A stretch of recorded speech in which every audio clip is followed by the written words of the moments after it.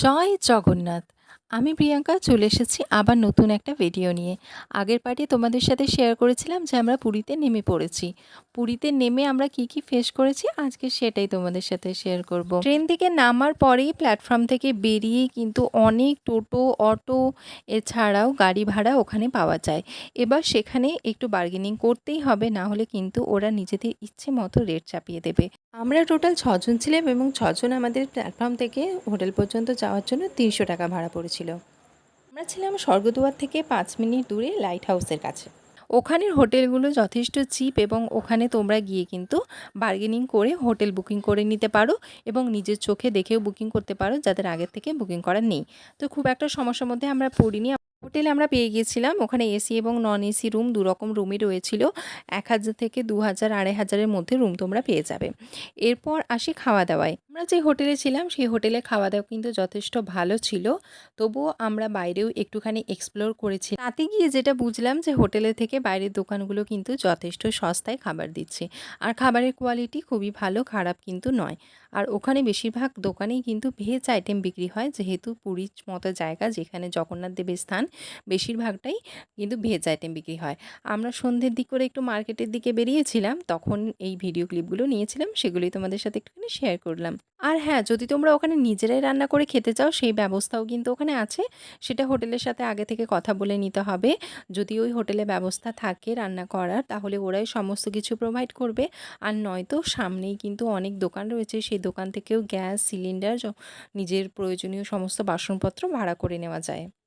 আর market ছিল কিন্তু যথেষ্ট সামনে এবং মার্কেটে সমস্ত রকম সবজি, সবকিছু ভুসিমাল সবকিছুই অ্যাভেলেবেল ছিল। এবার আসি পুরীর মার্কেটে। সন্ধেবেলায় খাওয়া দাওয়া যদি করতে চাই, পুরীতে যে সমুদ্রের ধারে মার্কেটগুলো বসে সেখানে সন্ধেবেলায় নানান রকম খাবারের স্টল থাকে, এছাড়াও কিন্তু অনেক রকম জিনিসপত্রেরও দোকান থাকে। তো ওখানে স্টলে খেতে গেলে কিন্তু একটুখানি সাবধান, কারণ অনেক দাম দিয়েও অনেক খুব একটা ভালো খাবার আমরা করে আমরা কাঁকড়ার ফ্রাই আর তার সাথে চিংড়ি মাছের ফ্রাই নিয়েছিলাম, সেগুলো কিন্তু একদমই এক্সপিরিয়েন্স খুব খারাপ ছিল। এরপর তোমাদের সাথে আমি সেকেন্ড দিনের ভিডিওগুলো শেয়ার করছি, চলো। পুরীতে সেকেন্ড দিনই আমরা গেছিলাম জগন্নাথ দেবের দর্শন করতে এবং মন্দিরে পুজো দিতে।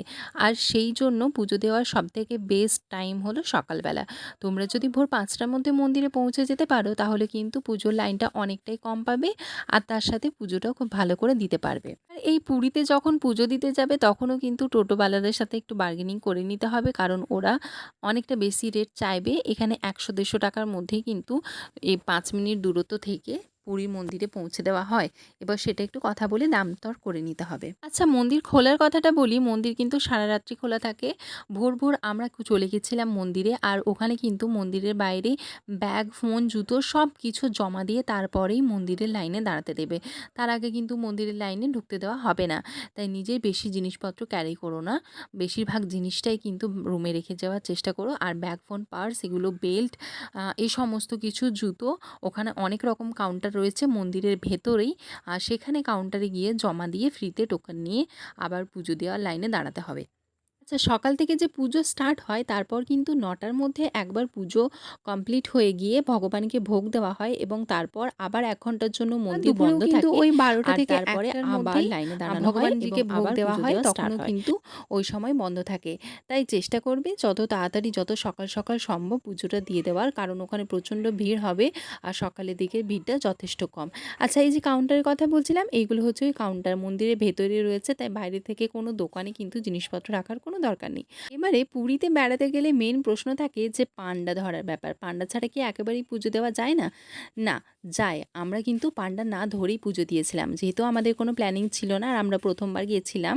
আমাদের কিন্তু কোনো পান্ডা ধরাই ছিল না। আমরা ভেতরে গিয়ে যখন লাইনে দাঁড়াই তখন ওখান থেকেই ভেতরে প্রসাদ নিই। আর প্রসাদ নেওয়ার পরে ওখানেই যে পুরোহিতরা ছিলেন সেখানেই পান্ডাদের হাতে টাকা দিয়ে তারপরে আমরা ওখানে ভগবানজির পুজো দিয়েছিলাম। তাই আগে থেকে আমাদের পান্ডা বুকিং করে কিন্তু যেতে হয়নি।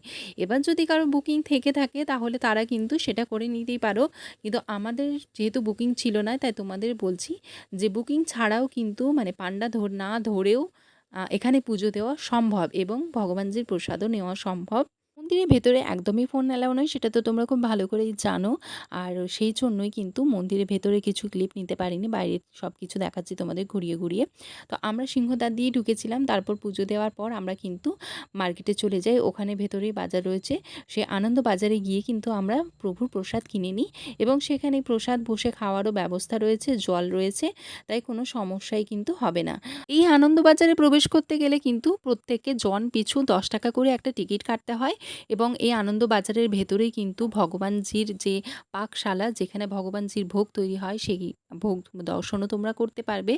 যেটা রন্ধনশালা রয়েছে সেটা দর্শন করতে পারবে। তাছাড়াও গঙ্গা যমুনা কুঁয়ো রয়েছে, সেটা দর্শন করতে পারবে। যেখানে পুরীর ঢেঁকিতে চাল ছাঁটা হচ্ছে সেই জিনিসটাও দেখতে পাবে এবং যেখানে ভোগ তৈরির জন্য সমস্ত সবজিপত্র কাটা হচ্ছে সেটাও দেখতে পাবে। সেই সব কিছুই আনন্দবাজারে রয়েছে। আনন্দবাজারটা ঘুরে দেখলেই তোমরা সব কিছু জানতে পারবে এবং ওখান থেকেই কিন্তু তোমরা পুরীর মহাপ্রসাদও নিয়ে আসতে পারবে। তবে দক্ষিণা দেওয়ার সময় কিন্তু হাতে বেশি টাকা পয়সা রেখো না, তাহলে কিন্তু যা টাকা থাকবে সেটাই ছাড়িয়ে নেবে। এটা একটু সাবধান হয়ে নিজেরা পুজো দিতে যেও। নিজেরা যেই দক্ষিণাটা তোমরা ভগবানজিকে দিতে চাও সেটা হাতে রেখো। আমরা কিন্তু ভেতরে পুজো দিয়ে তারপর আনন্দবাজারে সব কিছু ঘুরে দেখেছিলাম। তারপরে ভগবানজির প্রসাদ খেয়েছি এবং সেই প্রসাদ খাওয়ার পর ওখান থেকে মহাপ্রসাদ নিয়েছি এবং আরও কিছু জিনিস নিয়েছি। সেগুলো নেওয়ার পরে আমরা আবার বাইরে বেরিয়ে আসি এবং বাইরে বেরিয়ে এসে তারপর মন্দিরটা খুব ভালো করে ঘুরে দেখতে সুযোগ পাই। আমাদের প্রায় ৯টার মধ্যেই পুজো দেওয়া হয়ে গেছিল। পুজো দেওয়ার পরে আমরা ভেতরে আরও অনেক মন্দির রয়েছে, যেমন বিমলা দেবীর মন্দির, লক্ষ্মী দেবীর মন্দির, সেই সমস্ত মন্দির ঘুরে ঘুরে দেখেছি এবং সেখানে পুজো তোমরা দিতে পারো আর নাও দিতে পারো, শুধু দর্শনও করতে পারো, সেটা তোমাদের উপর নির্ভরশীল। তো সেই সব কিছু করে আমরা যখন বাইরে বেরিয়ে এসেছি তখন কিন্তু প্রায় ১২টা বেজে গেছে। তারপর আমরা মন্দিরটা একটু ঘুরে ঘুরে দেখছিলাম, এই যে তোমাদেরকে দেখাচ্ছিলাম চারপাশে 4টা গেট রয়েছে, সেগুলোও দেখতে পাচ্ছ। আর এই যে গেটটা দেখছো, এটাই হচ্ছে সিংহদ্বারের গেট, যেটা দিয়ে আমরা পুজো দিতে ঢুকেছিলাম। আচ্ছা, সবাই বলে যে যমশিলা বা 3 নম্বর শিলাতে বা 3 নম্বর স্টেপে যে সিঁড়ি রয়েছে সেটাতে পা দিতে নেই, কিন্তু আমি না ওখানে কনফিউজ হয়ে গেছিলাম, বুঝতেই পারিনি কোনটা 3 নম্বর সিঁড়ি। তো আমি জানি না আমি পা দিয়ে ফেলেছি কিনা, সব সিঁড়িতেই তো পা দিয়েই উঠেছি। সে যাই হোক, এখানে দেখো ওখানে কিন্তু অলরেডি লিখে দেওয়া আছে কি কি নিয়ে যাওয়া যায় না, যেমন ফোন, বেল্ট, মানি পার্স, এসব কিছু বা চামড়ার কোনো জিনিস এখানে মন্দিরের ভেতরে কিন্তু অ্যালাউ নয়। এবারে মন্দিরের চারপাশটা একটু তোমাদের ঘুরিয়ে দেখায়। এত সুন্দর গাছপালায় ভর্তি আর দারুণ দারুণ সব ফুলের গাছ ছিল মন্দিরের চারপাশে। আমরা তো পুরো মন্দিরটা অনেকক্ষণ ধরে ঘুরে ঘুরে দেখেছি। প্রায় ১ ঘন্টারও বেশি সময় ধরে আমরা মন্দিরটা ঘুরে দেখেছি এবং মন্দিরটা ঘুরে দেখার পর এখানে সপরিবারে কিছু ফটোও তুলে নিয়েছি। আর জানো তো, শুনেছিলাম যে জগন্নাথ দেবের ডাক ছাড়া কিন্তু জগন্নাথ দেবের দর্শন পাওয়া যায় না। জানি না উনি আমাদের কিভাবে নিজের কাছে ডেকে নিলেন। আমরা তাই একদিনের প্ল্যানে হুট করে এসে জগন্নাথ দেবের দর্শন খুব ভালো করে করতে পেরেছি। খুব ভালো করে পুজো দিয়েছি। একটু ভয়ে ছিলাম যে বয়স্ক মানুষদেরকে সাথে নিয়ে এসেছি। প্রচণ্ড ভিড় ছিল, প্রচণ্ড ভিড়। এই ভিড়ের মধ্যে আমরা ওদেরকে নিয়ে কিভাবে জগন্নাথ দেবের দর্শন করাবো। কিন্তু ওনার কৃপায় জগন্নাথ দেবের দর্শন খুব ভালো করে আমরা করতে পেরেছিলাম। যদিও কিন্তু ভিড় মারাত্মক, বারবার এই কথাটা বলছি।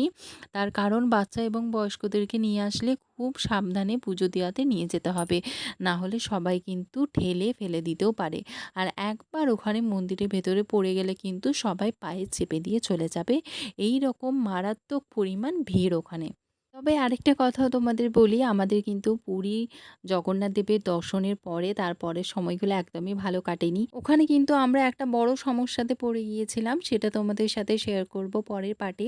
আজকের মতো এই ভিডিওটা এখানেই শেষ করছি। এই ভিডিওতে তো তোমাদের সাথে অনেক ইনফরমেশন শেয়ার করলাম। তোমাদের কেমন লাগলো ভিডিওটা অবশ্যই চেনো।